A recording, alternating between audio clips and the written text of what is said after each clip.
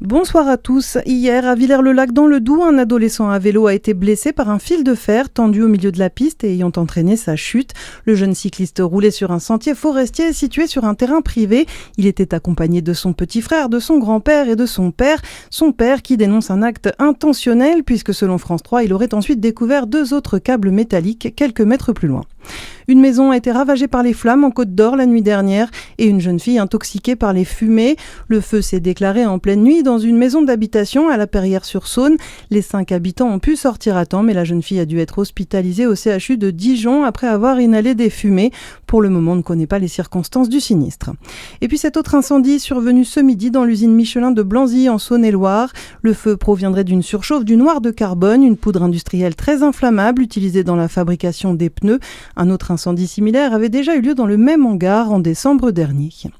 Dans l'actualité également, les 15 000 habitants évacués à Colombes peuvent rentrer chez eux. L'opération de déminage qui était en cours depuis ce matin est terminée. Quelques 800 agents étaient mobilisés pour sécuriser la zone. La bombe de la Seconde Guerre mondiale qui menaçait le quartier a été neutralisée par une explosion souterraine, faute d'avoir pu être désamorcée. Il transportait 420 bouteilles de protoxyde d'azote dans son véhicule. Un jeune conducteur a été interpellé hier soir en Seine-Saint-Denis. Une saisie qui s'inscrit dans le cadre de l'opération Zéro Proto menée par la préfecture de police de Paris. Elle multiplie les contrôles pour limiter la prolifération du gaz hilarant. On termine avec du rugby. Mâcon s'est incliné 27-14 cet après-midi face à Vienne. C'était le dernier match de la saison régulière entre les deux leaders de National 2.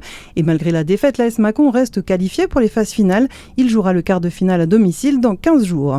Et puis en top 14, il reste un match à suivre ce soir pour la fin de la 21e journée de top 14. Et c'est un derby parisien. Le Racing 92 rencontre le Stade Français. Ce sera à 21h05. Voilà pour l'information. Bonne fin de journée sur Fréquence Plus.